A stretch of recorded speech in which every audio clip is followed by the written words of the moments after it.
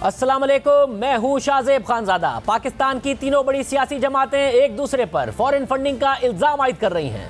नून league और peoples party Tehreek Insaf पर और तहरीक इंसाफ दोनों अपोजिशन जमातों पर बैरून मुल्क से गैर कानूनी फंड्स हासिल करने के इल्जाम लगा रही हैं, जबकि इलेक्शन कमीशन में तीनों जमातों के खिलाफ इल्जामात की तहकीकात हो रही हैं और उनके अकाउंट्स की स्क्रूटनी की जा रही है।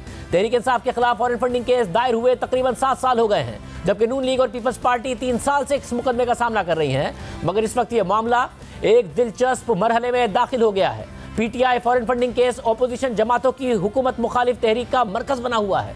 पीडीएम की तमाम जमातों ने आज इस हवाले से इलेक्शन कमीशन के बाहर एहतजाज किया और पीटीआई फॉरेन फंडिंग केस के जल्द फैसले से मुताल्लिक अपने मुतालबात दोहराए। पीडीएम के सरबराह मौलाना फजलुर रहमान ने कहा कि दूसरों के लिए तो फौरन इंसाफ का मुतालबा और खुद 6 साल से एक केस लटक रहा है। नून लीग की नायब सदर मरियम नवाज ने फॉरेन फंडिंग से मुताल्लिक पीटीआई पर संगीन इल्जामात लगाए। साथ ही कहा कि इमरान खान ने एतराफ़ जुर्म कर लिया है और एतराफ़ जुर्म के बाद सजा होती है। पीपल्स पार्टी के कई रहनुमा आज के एहतजाज में शरीक हुए, मगर चेयरमैन पीपल्स पार्टी बिलावल भुट्टो जरदारी इस एहतजाज का हिस्सा नहीं बने। अलबत्ता उमरकोट में जलसे से खिताब करते हुए उन्होंने कहा कि हर पाकिस्तानी सवाल कर रहा है कि इलेक्शन कमीशन 2014 से चलने वाले फॉरेन फंडिंग केस का फैसला क्यों नहीं दे सका।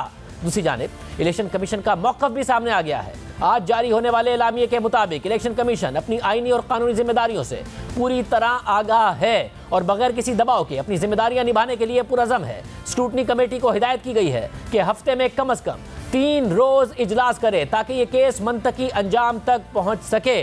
अब ये बात अहम है, अगर इसकी समाअत हफ्ते में 3 दिन होती है तो क्या हुकूमत के लिए परेशानी का बाइस है या हुकूमत पुरएतमाद है। हुकूमत ने आज रोका भी नहीं और आने दिया, रैली करने दी, ना कोई FIRs, ना कोई कंटेनर्स, ना कोई रुकावटें। हमारे साथ सीनियर रहनुमा और वफाकी वजीर फवाद चौधरी साहब मौजूद हैं। आज उन्होंने एक अहम ऐलान और भी किया है, उस पर भी उनसे बात करेंगे। फवाद चौधरी साहब, बहुत शुक्रिया हमें शो में ज्वाइन करने के लिए। फवाद चौधरी साहब, इलेक्शन कमीशन ने आज के एहतजाज के बाद जो प्रेस रिलीज आई उसमें कहा कि स्क्रूटनी कमेटी को हिदायत की गई है कि हफ्ते में कम 3 रोज इजलास मुनक्किद करे ताकि ये केस मंतकी अंजाम तक पहुंच सके। ऑपोजिशन पूरे एतमाद है, वो कह रहे हैं कि जी पीटीआई ने खुद मान लिया है कि हमारे एजेंटों ने किया है, एजेंटों पे डाल दिया है और पता नहीं इजरायली लॉबी और इंडियन लॉबी उससे अरबों रुपए आए हैं। ये इल्ज़ाम वो लगा रहे हैं और कह रहे हैं ये साबित होने वाला है, उसके बाद ये हुकूमत कायम नहीं रह सकेगी। आप क्या समझते हैं? देखिए, पहली बात तो शाहजेब साहब, बात यह है कि मैं तो समझता हूँ कि केसेस का फैसला होना चाहिए और उसमें फर्क सिर्फ ये है कि मैं ये समझता हूं कि पीटीआई के साथ साथ पीपल्स पार्टी और PMLN की फंडिंग केस का भी फैसला होना चाहिए। क्योंकि देखिए ना, पीटीआई के ऊपर तो ये आप कह सकते हैं कि आपकी फंडिंग का स्ट्रक्चर एक है, उस स्ट्रक्चर में बेजाब्तियां हुई हैं, फलाना ये हुआ है, जो टोटल जो पिटीशन के एलिगेशन है। जो इंटरेस्टिंग, अगर आप PMLN और पीपल्स पार्टी की जो फंडिंग देखेंगे तो यू विल रियलाइज कि उनका तो कोई स्ट्रक्चर ही नहीं है। मतलब जो PMLN की जो फंडिंग है उसमें एक जो कागज है वो हमें बताता है कि नवाज शरीफ साहब ने PMLN की जो फंडिंग का जो अकाउंट है उसको भी मनी लॉन्ड्रिंग के लिए इस्तेमाल किया। 14 करोड़ रुपया वहां पे पहले भेजा, वहां से वापस मंगाया गया।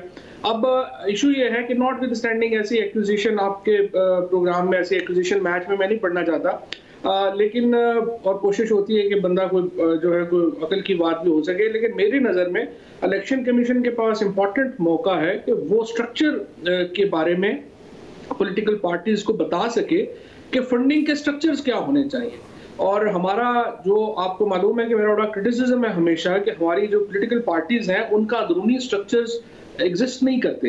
पीटीआई ने, इमरान खान को आपको ये क्रेडिट देना पड़ेगा कि उन्होंने पहली दफा आकर के जहां बाकी जो है वो एक थोड़ी कोशिश की तब्दीली की, वहां पर ही उन्होंने अपनी फंडिंग के तरीके में भी तब्दीली की और पहली बार ओवरसीज पाकिस्तानी जो हैं उनको ये मौका दिया गया कि वो छोटे रकम $2 $10 $15 $20 डॉलर से लेके $500 तक उन्होंने। मगर फौजी साहब, क्योंकि अब आप वकील भी हैं और तहरीक इंसाफ के एक सीनियर रहनुमा भी हैं, जिस तरीके से तहरीक इंसाफ ने इस केस को हैंडल किया है 2014 से, तो उस वक्त से आप समझते हैं कि सही तरीके से हैंडल किया है? क्योंकि पहले जब अकबर बाबर साहब गए तो तहरीक इंसाफ चली गई जी हाई कोर्ट में कि हमें नहीं ये तहकीकात होनी चाहिए, और कोई 4-5 दफ़ा बार बार हायर कोर्ट में गए, फिर कहा कि इसको खुफिया रखा जाए। हालांकि तहरीक इंसाफ तो कहती है ट्रांसपेरेंसी होनी चाहिए। इमरान खान साहब ने हमेशा कहा है कि जी एक करप्ट बोलता है, दूसरा ही नहीं कहता मैं साफ हूं, वो कहता है तुम भी करप्ट हो। हालांकि हुक्मरान खानदान को या हुक्मरान जो होते हैं उनको सबसे पहले हिसाब देना चाहिए, तो बजाय उनका भी हो मगर आपका सबसे पहले हो जाए। सबसे पहले आपका केस है, आप आवाम के सामने सारे हकाइक रख दें। नहीं, देखिए पहली बात तो यह है कि जो खुफिया रखने वाली बात है ना, ये इम्पोर्टेंट है। उसकी वजह ये है कि जो अकाउंट डिटेल्स हैं लोगों की जिन्होंने आपको फंडिंग की है, उनको आप अकाउंट डिटेल्स देना जो है वो मुनासिब नहीं है। वो चाहे जो भी फंड, चाहे वो किसी को भी करेंगे, प्रॉब्लम क्या है, आईडी चोरी हो जाती हैं और वो बाद में मिसयूज होती हैं।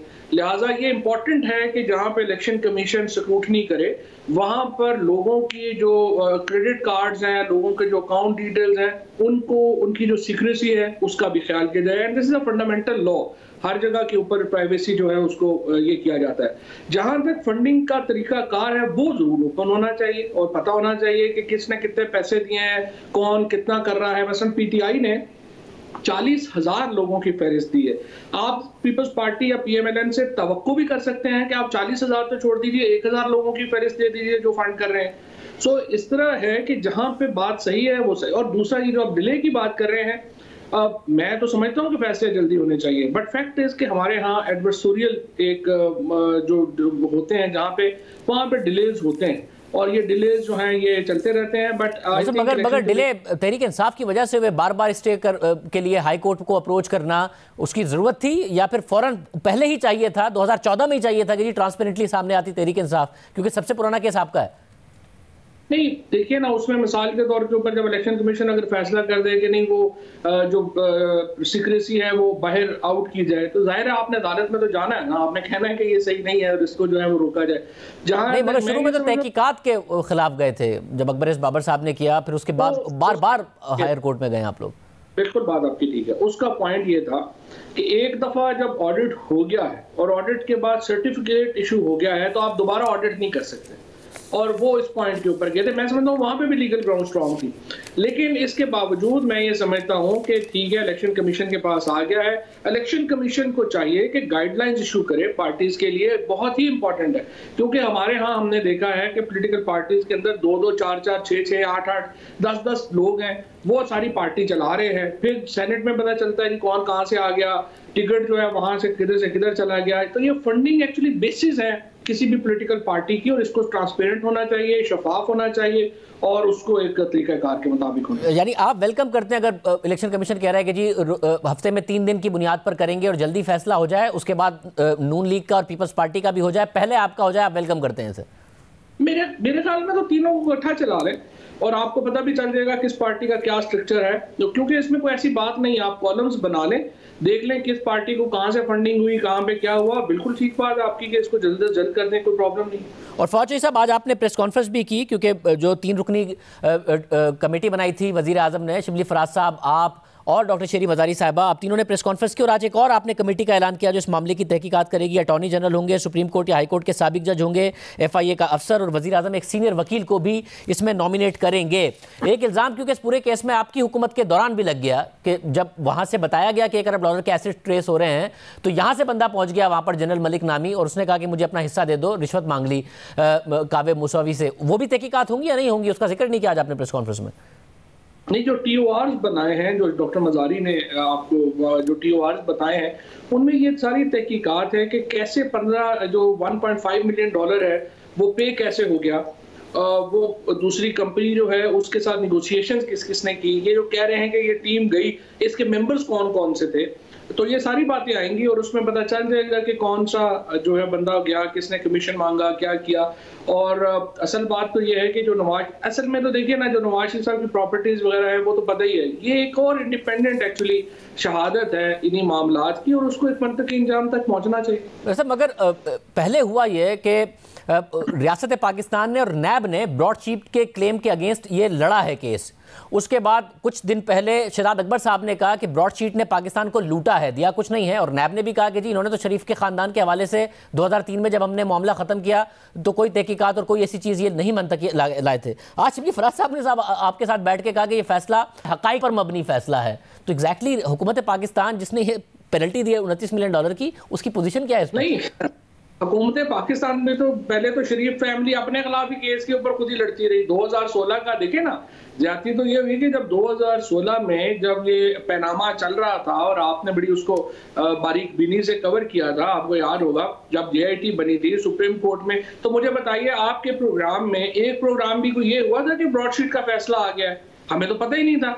ना आपको पता था, ना हमें पता था, ना जीआईटी को पता था, ना उस वक्त अटॉर्नी जनरल ऑफिस ने, ना लॉ मिनिस्टर ऑफिस ने, ना हुकूमत ने, और ना ही जो नैब है उन्होंने हमें बताया ही नहीं, ना ही जीआईटी को बताया। सवाल ये पैदा होता है कि उस वक्त की नैब ने, और सबसे पहले नैब को तो छोड़ दें, गवर्नमेंट ऑफ पाकिस्तान ने क्यों नहीं बताया सुप्रीम कोर्ट को?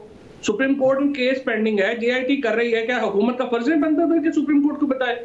I think Supreme Court should initiate a new case against Nawaz Sharif and company for Supreme Court को अंधेरे में रखने के लिए। सब, और ये जो इनका क्लेम है $820 मिलियन का, वो अगर हकाइक पर ये फैसला है तो $820 मिलियन तो जीआईटी की बुनियाद पर उन्होंने कहा कि जी जीआईटी पाकिस्तान में जो बनी ब्रॉडशीट उसी को ले गया कि जी नैब ने ये पैसे रिकवर करने हैं शरीफ खानदान से $820 मिलियन, तो पाकिस्तान को तो आज तक एक रुपया भी नहीं मिला, और वो 20-22 मिलियन डॉलर ले गए शरीफ खानदान के असासों की सूरत में। पाकिस्तान फिर आप लेके आएंगे पैसे? ये देखिए, बात यह है कि शुरू से ही जो हमारा क्लेम है, और जो इमरान खान को जो वोट मिले हैं लोगों के, वो मिले हैं कि ये आप पैसे जो हैं ये वापस लोगों के लेके आएंगे।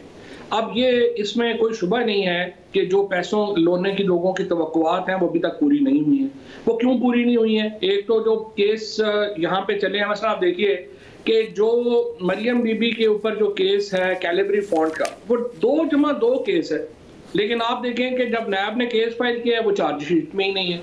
सो जो हमारी प्रोसिक्यूशन और जो दिल्ली केसेस हैं इन्वॉल्व हैं, अब नैब के ऊपर जो मर्जी आप कहें, हुकूमत का कंट्रोल नहीं है, और नैब का अदालतों पे कंट्रोल नहीं है। अब ये पाकिस्तान में रियलिटीज हैं, यहाँ पे जो बड़े लोग होते हैं वो मनूवर करते हैं चीजें, बहुत सारी चीजें मनूवर होती हैं, डिलेज आते हैं। अब नवाज शरीफ को एक केस में सजा हुई है, बाकी केसेस बड़े हुए हैं, और फिर जिस तरह नवाज शरीफ बाहर गए, आप देखिए ना, उसकी इंडिपेंडेंट तहकीकात होनी चाहिए। अभी सबने कहा है कि उसकी इंडिपेंडेंट एक तो ज़रा वो आपकी काबीना ने उन्हें बाहर भेजा, साथ ही नवाज शरीफ साहब को एक केस में एवनफील्ड में सजा हुई, उसको सस्पेंड कर दिया इस्लामाबाद हाई कोर्ट ने, दूसरे की सजा है उस पर वो बेल पर है। मगर एक अहम बात यह है कि $820 मिलियन ब्रॉडशीट की अपनी कोई तहकीकात नहीं है। $820 मिलियन उन्होंने जो नैब की जो सुप्रीम कोर्ट के हुक्म पर जीआईटी बनी थी उसकी बुनियाद पर उन्होंने $820 मिलियन क्लेम किया।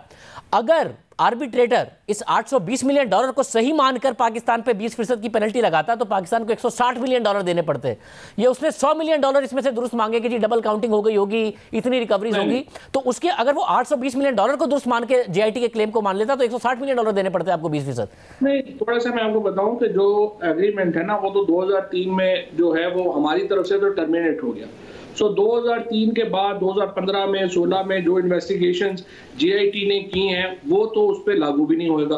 और सेकंड बात यह है कि जो आपने जो, चूंकि आपने इस पे ऊपर बड़ा ज़बरदस्त एक प्रोग्राम भी कर चुके हैं, आपने उसमें यह भी देखा है कि जो ये कंपनी है ब्रॉडशीट है, उसका जो जुरिस्डिक्शन है वो पाकिस्तान के अंदर की प्रॉपर्टीज़ के ऊपर तो है ही नहीं। उनकी जो जुरिस्डिक्शन है वो सिर्फ बाहर की कंपनीज के ऊपर, बाहर की प्रॉपर्टीज के ऊपर है, और ये जो एवनफील्ड की प्रॉपर्टीज तो भी उसमें शामिल ही नहीं है। मगर फवाद साहब, ये जो पेनल्टी पाकिस्तान पर लगी है, ये 2 क्लेम पाकिस्तान के थे कि एक तो 2003 में मुआहिदा खत्म हो गया, उस वक्त ये शरीफ खानदान के खिलाफ कोई तहकीकात नहीं कर रहे थे, मगर आर्बिट्रेटर ने ये बात दुरुस्त मानी है कि जो टारगेट स्पेसिफाई किए गए थे उनके ऊपर माशाल्लाह मुआहिदा इतना अच्छा किया गया था कि पाकिस्तान उस मुआहिदे को नहीं खत्म कर सकता था, इसलिए पेनल्टी पाकिस्तान पर लगाई गई है। दूसरा, जो पाकिस्तान में शरीफ खानदान के एसेट्स हैं उस पर भी नैब ने कहा कि जी पेनल्टी नहीं बनती है, मगर उस पर भी पाकिस्तान को पेनल्टी पे करनी पड़ रही है। एवनफील्ड की अलग है, अदर एसेट्स की अलग है, जो $100 मिलियन उन्होंने कैलकुलेट किया। एवनफील्ड को एक्सक्लूड ही कर दिया ना, एवनफील्ड को तो भी एक्सक्लूड कर दिया उन्होंने। नहीं सर, $15 लाख एवनफील्ड पर लगाए हैं। नहीं, एवनफील्ड शामिल नहीं है इसमें। ये मतलब आपके सारे वुज़रा इसको ट्वीट कर रहे हैं, शरीफ खानदान एवनफील्ड $15 लाख, अदर एसेट्स उस पर है $1,90,00,000। नहीं, मैं आपको भी फैसले की जो है वो मैं आपको भिजवा दूंगा। अभी भी एसएफ ने जो लिस्ट दी है उसमें ये जो उन्होंने काउंट किया है $100 मिलियन, ये एक्सक्लूडिंग एवनफील्ड है। पहले तो ये समझिए। दूसरी बात, जो ये बात कर रहे हैं ना, आपके हुकूमत ने जो एग्रीमेंट किया था, सिंपल बात ये हुई, एग्रीमेंट उन्होंने जो है वो कर लिया था। जब इनका मुआहिदा हो गया, परवेज मुशर्रफ साहब से एनआरओ लेके बाहर चले गए, तो गवर्नमेंट की दिलचस्पी खत्म हो गई। और उसके बाद जो है उन्होंने जिस तरीके से इसको कंक्लूड करना चाहिए था नैब को, उन्होंने नहीं कंक्लूड किया। मगर मैं आपको सिर्फ बता सकूं, यहाँ पर आर्बिट्रेटर ने लिखा है कि जी $820 मिलियन जो हैं ये जीआईटी ने बताए हैं, जिसमें से यूके में जीआईटी ने एक्सक्लूडिंग एवनफील्ड $114 मिलियन बताए हैं। और जब नैब से हमने पूछा आर्बिट्रेटर ने कि आप इसमें से कितना निकाल सकते हैं, कितना रिकवर कर सकते हैं $820 मिलियन में से, तो पाकिस्तान का तो उन्होंने जवाब नहीं दिया। और वैसे उन्होंने $29 मिलियन कहा कि हम शरीफ खानदान से रिकवर कर सकते हैं। सकते हैं। फिर जो आर्बिट्रेटर ने पाकिस्तान पर पेनल्टी लगाई है उसमें शरीफ खानदान के एवन फील्ड के लिए $15 लाख और बाकी अदर एसेट्स जिसमें पाकिस्तान के एसेट्स भी शामिल हैं उसके लिए उन्होंने $1.90 करोड़ लगाई है।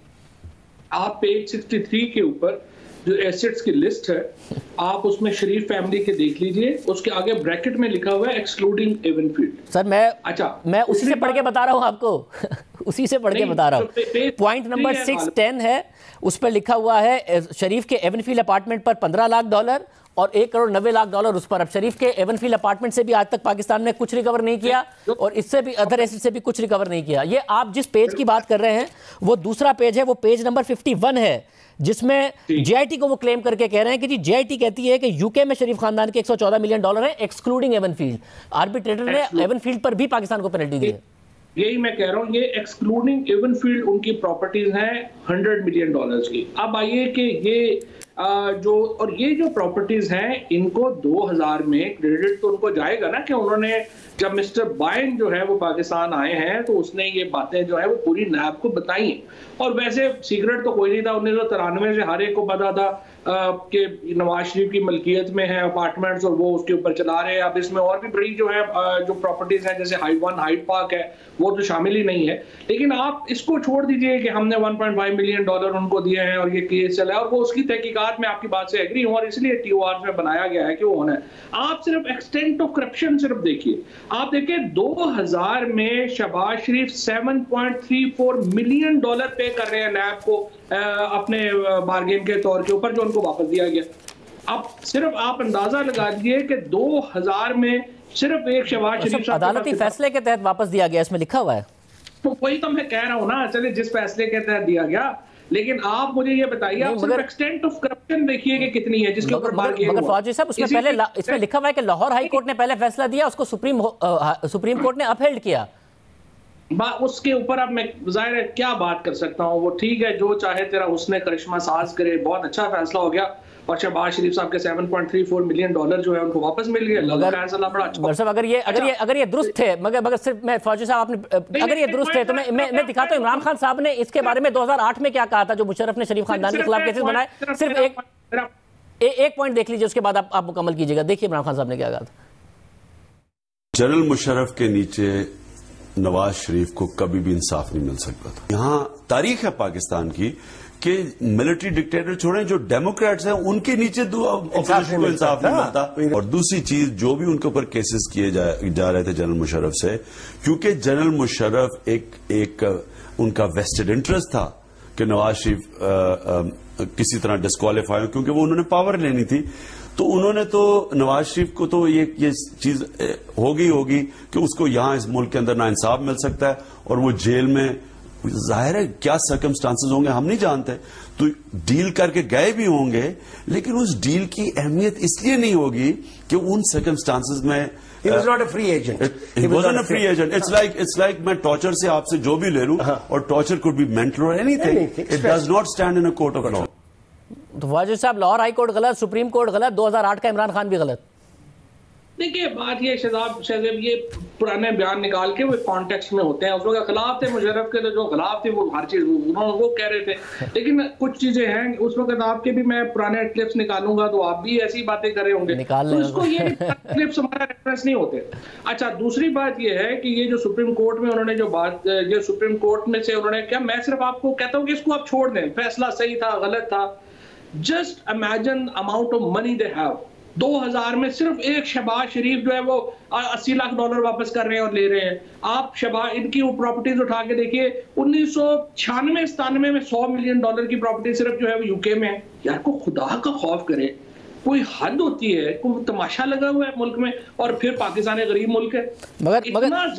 मगर फौज साहब फिर इसमें से रिकवर कीजिए, ये तो फिर रिकवर कीजिए ये प्रॉपर्टी, क्योंकि अब मसला ये हो रहा है कि जेआईटी ने बताया $820 मिलियन और नैब ने वहां आर्बिट्रेटर को बताया कि हम इसमें से जो अब्रॉड एसेट्स हैं शरीफ खानदान के, उसमें से $29 मिलियन रिकवर कर सकते हैं, यानी 4 अरब रुपए। इमरान खान साहब ने 300 अरब कहे थे। अब आप बताएं कि क्या कर सकती है हुकूमत। मैं आपसे 100% एग्री करता हूं कि 100% जो है इनके पैसे रिकवरी होनी चाहिए, और हमारे जो भी महकमे हैं या जो हमारा इंटीरियर मिनिस्ट्री है, हमारा नैब है, हमारी फॉरेन ऑफिस है, उनको एक ज्वाइंट कोलैबोरेटेड एफर्ट करनी चाहिए। लोगों का इंटरेस्ट ये नहीं है कि क्या तमाशा हो रहा है, क्या हो रहा है, लोगों का इंटरेस्ट है पैसे वापस आए। But I just want to again emphasis on the point कि आप सिर्फ मुझे आप अंदाजा लगा दें कि 100 मिलियन डॉलर की प्रॉपर्टीज एक एक मुल्क में, यार इनको तमाशा है। इस तरह तो मुल्क जो है वो कभी कोई मुल्क आगे चल ही नहीं सकता जिस तरीके से लूटमार यहाँ पे हुई है। और ये आप क्रेडिट इमरान खान को दें, ये क्रेडिट तो कम से कम इमरान खान को देना कि जब वो उन्होंने अपनी पॉलिटिक्स शुरू की या तहरीक इंसाफ का राइज हुआ, उस वक्त तो ये था कि कोई नहीं यार लगाता है तो खाता भी तो है ना। आके उन्होंने कम से कम ये चीजें सामने तो आ रही है ना अब लोगों के। तो फौजी साहब अब जाहिर है आपकी हुकूमत को हो गए हैं तकरीबन 2.5 साल, और ये जो इल्जामात लगे थे, जरा 300 अरब रुपए लगाया था इमरान खान साहब ने, अब नैब ने वहां जाके कहा कि 4 अरब रुपए हम बाहर से रिकवर कर सकते हैं। उल्टा ये हुआ है कि पाकिस्तान के चले गए 28 मिलियन डॉलर, पाकिस्तान के पास कुछ नहीं आया, इल्जामात की हद तक रह गया है। ये वापस आएंगे कम से कम नैब से, और आपकी हुकूमत जाके बरतानिया में ये कहे अगर ये फैसला हकाइक पर है, जैसा कि शिबली फराज साहब ने कहा कि भाई हम इस पे इतने पैसे दे रहे हैं, ये इनके कन्फिस्केट करें असास से। अनएक्सप्लेन्ड वेल्थ ऑर्डर के तहत आप 190 मिलियन पाउंड लेकर आए हैं, हसन हुसैन नवाज और नवाज शरीफ साहब के भी पैसे लेके आए। मैं 100% आपसे एग्री, और फ्रेंकली मुझे नहीं पता कि नैब की जो लीगल टीम है उनकी क्या इसके बारे में हिकमत अमली है, क्योंकि मेरे ख्याल में जिस तरीके से नवाज शरीफ बाहर हैं और आप खुद यूके हाई कोर्ट ने ये फैसला जो है आर्बिट्रेशन में ये फैसला किया है कि ये प्रॉपर्टीज उनकी हैं और इल गॉटन मनी है, उसके बाद उनकी एक्सट्रेडिशन का केस और मजबूत होता है। मेरे ख्याल में इंटीरियर मिनिस्ट्री और हमारी जो नैब है उनकी ये जिम्मेदारी बनती है कि वो वापस लेके आए, और लोगों का इंटरेस्ट यही है कि लोगों को ये पैसे जो है पाकिस्तान में वापस आए और 100% पैसे वापस आने चाहिए। बहुत शुक्रिया फौजी साहब की गुफ्तगू आपने सुनी, वो कह रहे हैं 100% ये वापस आने चाहिए, जिम्मेदारी है हुकूमत की और नैब की। प्रोग्राम में ब्रेक शामिल करते हैं। इलेक्शन कमीशन ने फॉरेन फंडिंग केस में हफ्ते में 3 दिन समाअत का ऐलान कर दिया है। ऑपोजिशन के एतमाद की वजह क्या है, क्योंकि हुकूमत पर एतमाद है। राना सनाउल्लाह साहब हमारे साथ मौजूद। राना साहब बहुत शुक्रिया। आप लोगों का आज एहतजाज हो गया, इलेक्शन कमीशन ने भी कहा कि कम से कम 3 रोज़ इजलास मुनक्किद करे स्क्रूटनी कमेटी ताकि ये केस मंतकी अंजाम तक पहुंच सके। आपने एहतजाज कर लिया, एहतजाज करके आप चले गए। 6 साल से इस केस का फैसला आया नहीं है। हुकूमत का एतमाद आपने आज और बढ़ा दिया है। पहले तो हुकूमत क्रैकडाउन करती थी, FIRs भी आप लोगों के खिलाफ करती थी, अब तो कह रहे हैं जी मार्च भी अभी कर लें आप आके। आज ना कोई रुकावट डाली, ना कोई FIRs हुई, तो आप तो हुकूमत का उल्टा एतमाद बढ़ा रहे हैं रोजाना। नहीं, ये हुकूमत का एतमाद नहीं बढ़ रहा, बल्कि हुकूमत पीछे हट रही है। हुकूमत ने मुकदमे दर्ज करके, FIR दर्ज करके, रुकावटें लगा के, कंटेनर लगा के देख लिया। गुजरांवाला में किया, दूसरी जगहों पे किया।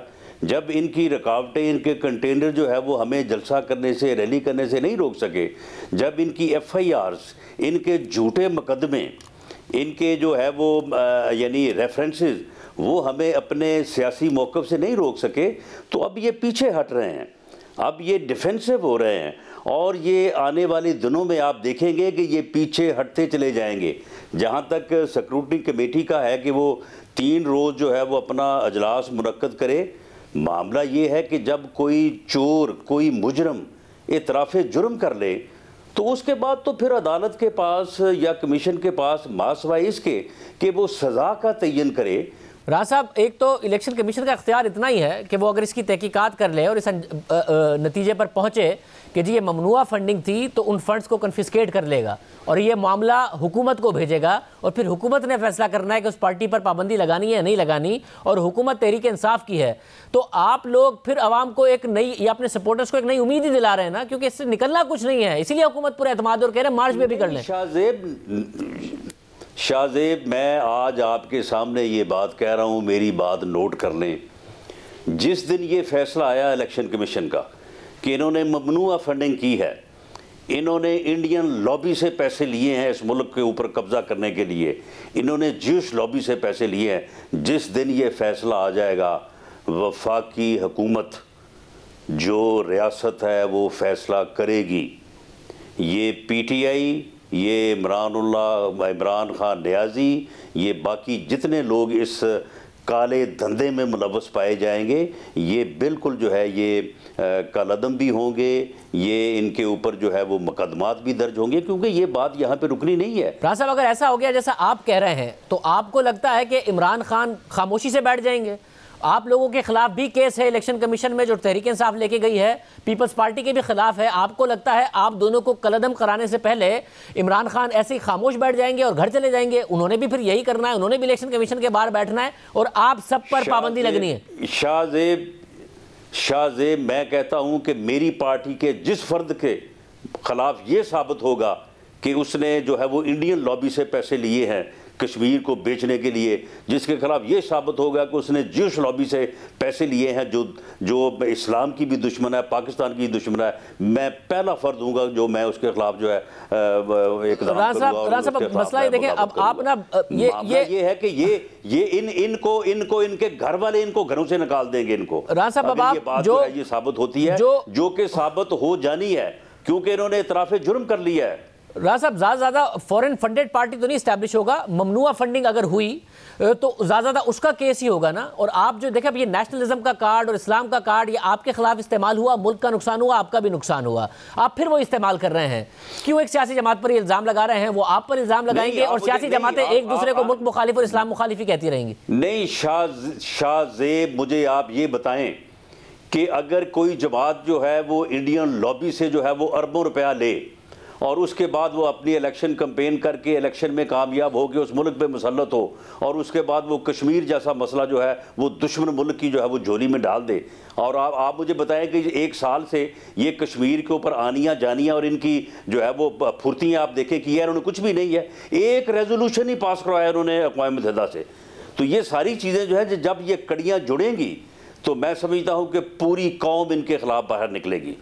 पूरी कौम, अगर इन्होंने जिस लॉबी से पैसे लिए हैं और ये पाकिस्तान पे काबज़ हुए हैं और जो इन्होंने पाकिस्तान की इकॉनमी का और पाकिस्तान का जो हशर इन्होंने किया 2.5 सालों में, ये पूरी कौम बाहर निकलेगी और इस बात की माफ़ी नहीं मिल सकती। इस बात की माफ़ी इनको इनके घर के अफराद नहीं देंगे, इनके ख़ानदान के लोग, इनकी फैमिली के लोग, इनको मिलने मिलाने वाले लोग जो हैं वो सब लोग जो है इनके खिलाफ उठ खड़े होंगे अगर ये साबित हुआ। और ये साबित इस तरह से होगा कि इन्होंने तो इतराफ़े जुर्म कर लिया है। मगर राना साहब, आप एक बात बताइए, आपने कहा कि Peoples Party in house change की बात करती है, मगर हम पीपल्स पार्टी से कहते हैं कि एस्टैब्लिशमेंट की सपोर्ट के बगैर इन हाउस चेंज कैसे आ सकता है, इसका तरीका बता दें, क्योंकि ये तो हमारा बयानिया है कि उनकी सपोर्ट के साथ हमने अब सियासत नहीं करनी है। मगर इलेक्शन कमीशन जिसने 6 साल से फैसला नहीं दिया, वो क्या बगैर किसी इदारों की मुदाखलत के अचानक इमरान खान साहब के खिलाफ फैसला दे देगा आपके ख्याल में, आपका 3-3.5 हज़ार की रैली देखकर? देखें अपना शाहजेब, ये रैलीज़ जो हैं, ये जलसे जो हैं, ये आने वाले दिनों में इंशाअल्लाह ताला ये जदोजहद भी जारी रहेगी। और मामला ये है कि ये चीज़ जो इन्होंने इतराफ़े जुर्म किया है, अभी ये मेरा ख्याल है चंद दिनों की बात है, उसके बाद वो इन्फॉर्मेशन आनी शुरू हो गई है। लोगों ने तो नाम बताने शुरू कर दिए हैं इंडियंस के, वो ज्यूस लॉबी के जो उनकी लॉबी फॉर्म्स हैं उनके लोगों ने नाम लेने शुरू कर दिए हैं, रकम बतानी शुरू कर दी है। ये जब इन्फॉर्मेशन जो है ये सामने आएगी और ये आने वाले दिनों में, ये मेरा ख्याल है कि इलेक्शन कमीशन अगर जल्दी फैसला नहीं करता, इसमें कोई चंद हफ्ते लगाता है, तो ये सारी चीज़ें बाहर आ जाएंगी। मगर ऐसा नहीं लग रहा कि पीपल्स पार्टी ने कहीं ना कहीं से कोई यकीन दहानी की वजह से इन हाउस चेंज से उम्मीद बांध ली है, और आपने कहीं से यकीन दहानी मिलने की वजह से इस फॉरेन फंडिंग केस से उम्मीद बांध ली है? निकलना दोनों का कुछ नहीं है, आपकी ना कोई डेडलाइन पूरी हुई, ना कोई प्रोटेस्ट का कुछ हुआ, अभी तक कोई हकाइक भी सामने नहीं आया और होगा कुछ नहीं। किसी से उम्मीद बांधने की जरूरत नहीं है। हमारा जो है ये बिल्कुल हंच था कि भाई ये जो सारा कुछ हुआ है, पनामा, अकामा, बाबा रहमता, ये सारा जो फ्रॉड चला है, इसके पीछे जो है वो मुल्की और गैर मुल्की कुव्वतें जो है इसमें शामिल हैं, लॉबी शामिल है। तो ये सारी चीज़ें जो अब ये सामने आ रही हैं, जब ये सामने आ जाएंगी तो इसी बुनियाद के ऊपर जो है वो कौम फैसला करेगी। ये इनके तहादी इनको छोड़ के दौड़ जाएंगे। उन्होंने कहा कि जी एजेंट्स के जरिए आए थे और हमने एजेंट्स को बाकायदा तौर पर सारे के सारे कवानीन और जवाबित बताए थे। अगर खिलाफ वर्जी की गई है, अगर उन्होंने वहां पर खिलाफ वर्जी की है तो आपके ख्याल में यहाँ पर पता था? इन लोगों का इस टोले का रवैया ये है, ये ड्रग्स खुद इस्तेमाल करते हैं और मेरे जैसे को पकड़ के उसके ऊपर 15 किलो जो है ड्रग्स डाल देते हैं। ये इन्होंने किया ये है, मनी लॉन्ड्रिंग खुद की, अरबों रुपए की लोगों को जो है वो मनी लॉन्ड्रिंग में जो है वो सजाएं दिलवा रहे हैं।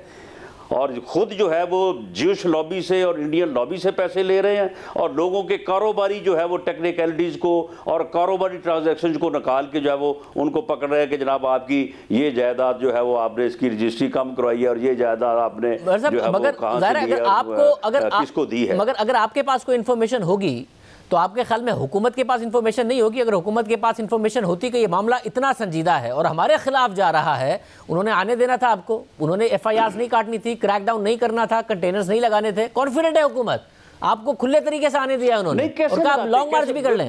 देखे बात नहीं शाहजेब, चोर के पांव नहीं होते, ये चोर के पांव नहीं होते, ये इनकी चोरी पकड़ी गई है, अब ये डिफेंसिव हैं। आप यकीन करें कि लोगों के पास, अब मैं इसलिए बात नहीं कर रहा क्योंकि मैं अभी जो है वो मैं इसको कंफर्म नहीं कर सका।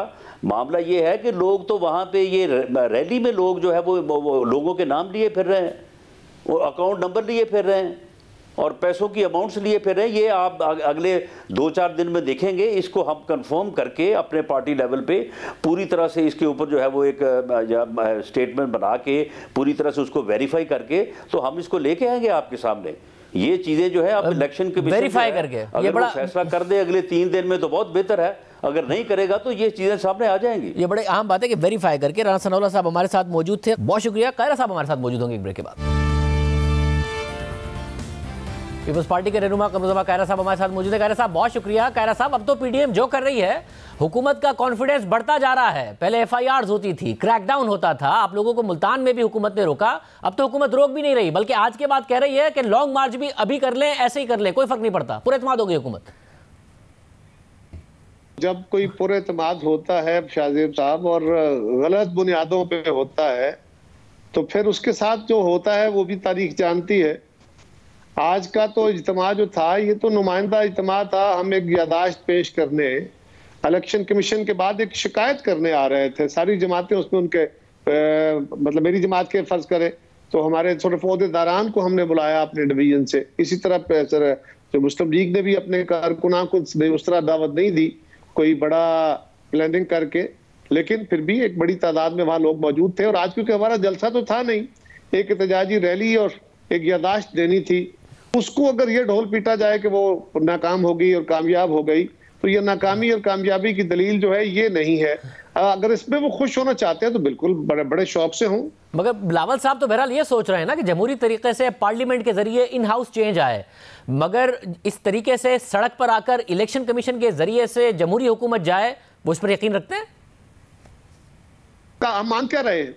हम कोई इलेक्शन कमीशन से ये तो नहीं कह रहे ना कि आप इनको डिस्क्वालीफाई कर दो। हम तो ये कह रहे हैं कि 7 साल से जो मुकदमा दबाए बैठे हो उस मुकदमे का फैसला करो। अब क्योंकि उन्होंने इकरार भी कर लिया तो इकरार के बाद तो काम थोड़ा ही रह गया है। अब जो भी फैसला कानून और इंसाफ के मुताबिक करना है करो। ये हमारा बेसिकली मुतालबा था और हमें उस मामले में शाहजेब साहब कोई बिल्कुल क्लैरिटी है, कोई इसमें दुई नहीं है। और हमारा जो पार्लियामान के अंदर तब्दीली का अमल है वो भी हमारे 26 पॉइंट्स में शामिल है, ये भी हमारे 26 पॉइंट्स में शामिल है। हम बार बार कहते हैं हम मुख्तलिफ जमातें हैं, हर जमात अपने तौर पे ये हक रखती है कि वो कोई बात भी कर सकती है, वो इत्तेजाज का कोई ऐलान भी कर सकती है, कोई रंग भी बयान कर सकती है, लेकिन जिस पे इत्तेफाक राय है पाबंद हम उनके हैं। वैसे मगर नून लीग तो यही चाह रही है और मौलाना फजलुर रहमान भी कि इलेक्शन कमीशन के फैसले के जरिए हुकूमत जाए। तो आप मुझे ये बता दें कि नून लीग आपसे कहती है कि जी इन हाउस चेंज इस्टेब्लिशमेंट की मुदाखलत के बगैर नहीं आ सकता, तो पीपल्स पार्टी बताए कैसे आएगा? आपको लग रहा है कि केस का फैसला जो 6 साल से नहीं आया वो हुकूमत को घर भेज देगा बगैर किसी इदारे की मुदाखलत के? देखिए, पहली बात तो यह है कि इलेक्शन कमीशन फैसला दे सकता है या नहीं। उन्होंने नहीं दिया, इसमें क्यों नहीं दिया, उसमें कुछ अदालती डिले है जो PTI की तरफ से कराया गया। लेकिन फर्ज करें इलेक्शन कमीशन किसी वजह से, किसी मजबूरी से, किसी दबाव से फैसला नहीं दे रहा, तो फिर भी हमें क्या ये एहतजाज का रंग इख्तियार नहीं करना चाहिए?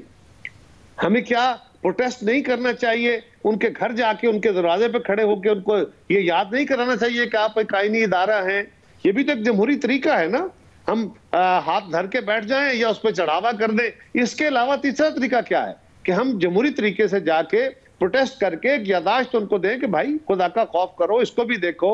यही एक तरीका है। मगर कह रहा साहब 31 जनवरी की आपने हुकूमत को डेडलाइन दी, उसके बाद आप बाई इलेक्शन फिर सेनेट इलेक्शन में हिस्सा लेंगे मार्च में, तो हुकूमत का कॉन्फिडेंस दुरुस्त है ना कि मार्च तक तो इन्होंने इलेक्शन में हिस्सा लेना है, इलेक्शन कमीशन से फैसला नहीं आना है, तो हमने कहीं नहीं जाना है। देखिए ना शाहजेब साहब, मैंने गुजारिश की कि उनको तो मजे लेने दें, उनको ख्वाब में भागने दें। अगर वो इतने कॉन्फिडेंट हो ना शाहजेब साहब, तो वज़ीर आज़म से लेके उनके सारे तर्जुमान सारा दिन पीडीएम की गर्दान ना करें। आज भी आप देखें ना, सुबह से वो जरा के ट्वीट चल रहे हैं, मीडिया के अंदर मुसलसल उनको पुशअप हो रहा है। उसके बाद प्रेस कॉन्फ्रेंसें हो रही है, कभी मरकज से, कभी सूबों से, कभी किसी जगह से। तो है कुछ ऐसी ही बात जिसकी वजह से परेशानियां हैं, वरना अगर आपको मेरी कोई परवाह ना हो तो आप मुझे क्यों इतना वक्त दें कि बार बार मेरा जिक्र करें। लेकिन मैं ये समझता हूं कि ये कोई सीधा रास्ता नहीं होता, इतना आसान नहीं होता हुकूमतें गिरा देना। हमने हुकूमत को परेशान और उसके हवास पे हम तारी हो गए हैं। अगला मरहला यकीनन हमें और ज्यादा मेहनत तलब है और हमें लोगों को इसके साथ जोड़ के आगे बढ़ना है। हम जो कुछ कर रहे हैं वो इस हुकूमत की नाकामियों की बदौलत इस मुल्क में जो आम आदमी की जिंदगी मुतासर हुई है, जो पाकिस्तान की मुसीबतों में इजाफा हुआ है, उसके हल के लिए कर रहे हैं। और हमें लोगों को बार बार जाके लोगों के पास रैलीज में, जलसों में और लोगों को अपने साथ जोड़ना है। बहुत शुक्रिया, कायरा साहब हमारे साथ मौजूद थे। प्रोग्राम एक ब्रेक शामिल करते हैं और हम पर बात करेंगे।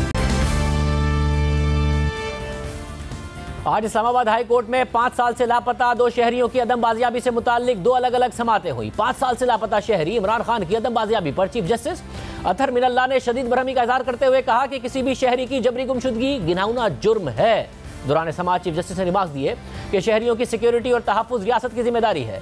GIT ने इसे जबरी गुमशुदगी का केस करार दिया है, इसलिए किसी पर तो जिम्मेदारी आयद करना पड़ेगी। ये ना कहें कि रियासत कुछ नहीं कर सकती। सिर्फ हिफाजत नहीं बल्कि जो लापता है उसका पता लगाना भी रियासत पर लाजिम है, चाहे वो लाइव स्टॉक वालों ने उठाया हो। पता तो चले लापता होने वाला कहां पर है। आइन के तहत चलने वाले मुआशरे में जबरी गुमशुदगी किसी सूरत बर्दाश्त नहीं। वफाकी हुकूमत जिम्मेदार है तो क्यों ना वजीर आजम और वफाकी काबीना को जुर्माना किया जाए। अदालत ने सवाल किया कि इस शहरी को कब उठाया गया, उस वक्त वजीर आजम और काबीना कौन सी थी। इस पर अटॉर्नी जनरल ने बताया कि उस वक्त नवाज शरीफ वजीर आजम थे। इस पर जस्टिस अतहर मिनल्लाह ने रिमार्क्स दिए कि क्यों ना उनके खिलाफ और उनके बाद आने वालों के खिलाफ कार्रवाई की जाए, क्यों ना वफाकी काबीना और वजीर आजम को इसका जिम्मेदार ठहराया जाए। जबकि दूसरा केस लापता शहरी उमर अब्दुल्ला की अदम बाजियाबी से मुताल्लिक था, जिसकी समाअत जस्टिस मोहसिन अख्तर कियानी ने की और उमर अब्दुल्ला की बाजियाबी का हुक्म देते हुए साबिक सेक्रेटरी दिफा ज़मीर हुसैन को तौहीन अदालत का नोटिस जारी कर दिया। अदालत ने मौजूदा सेक्रेटरी दाखिला और सेक्रेटरी दिफा को नोटिस जारी किए और रिपोर्ट तलब करते हुए 7 दिन में जवाब जमा करने की हिदायत कर दी। दौरान समाअत जस्टिस मोहसिन अख्तर कियानी ने रिमार्क्स दिए कि फिर ना कहना आपको सुना नहीं गया, ना अहली दिखाने पर 6 माह जेल भेज दूंगा। कोई दहशतगर्द भी है तो उसके खिलाफ कार्रवाई करें, अदालतों में पेश करें। इस केस की तो हिस्ट्री है, क्या हमने जवाब नहीं देना? ये निजाम कैसे चलेगा? अगर ये चलता रहा तो एक दिन लोग अदालतों समेत सारे निजाम को आग लगा देंगे। अगर इदारे कानून से मावरा काम करेंगे तो लोग भी हथियार उठा लेंगे। जस्टिस मोहसिन अख्तर कियानी ने कहा कि अदालतों समेत सारे जवाबदेह हैं, कोई काम नहीं करता तो वो इस ओहदे का अहल नहीं। पुलिस फाइल देखी, IG से लेकर सबने ना अहली दिखाई। ये लापता शहरी की फैमिली खड़ी है, इनको क्या कहूं कि इदारे नाकाम हो गए? क्या सेक्रेटरी दिफा और सेक्रेटरी दाखिला सिर्फ ओहदे एंजॉय करने के लिए होते हैं? कोई सेक्रेटरी दिफा हो, दाखिला हो, IG हो या जज काम नहीं कर सकता तो इस्तीफा देकर घर जाए। छोटा सा इस्लामाबाद है, हर महीने के 4-5 लोग लापता हो जाते हैं, उनसे यह भी हल नहीं हो रहा। जस्टिस मोहसिन अख्तर कियानी ने कहा कि अदालत के फैसलों के इन इदारों के सरबराहान के लिए संगीन असरात हैं। लापता अफराद कमीशन मतलूबा रिजल्ट नहीं दे सका, 5-5 साल केसेस पड़े रहते हैं। जबरी गुमशुदगी कमीशन भी एक मजाक है, वो भी एजेंसी से मिलकर काम करता है। पुलिस के अलावा एजेंसीज का इन्वेस्टिगेशन में कोई रोल नहीं। रिपोर्ट में यही लिखा हुआ है कि पुलिस और लोगों की मौजूदगी में उस शख्स को उठाया गया। ये इख्तियारात के नाजायज इस्तेमाल की वाज़ेह मिसाल है। वाना वज़ीरिस्तान में ये सिक्योरिटी इदारे काम कर रहे हैं, इसी वजह से ये मुल्क चल रहा है। इन इदारों की बड़ी कुर्बानियां हैं, हम उनकी कदर करते हैं। ये लाइन ऑफ फायर पर बैठे हैं, वो इस मुल्क के लिए जानों की कुर्बानियां दे रहे हैं। अदालत ने सेक्रेटरी दाखिला और सेक्रेटरी दिफा से जवाब तलब करते हुए समाअत 3 फरवरी तक मुलतवी कर दी। इजाज़त दीजिए, अल्लाह हाफ़िज़।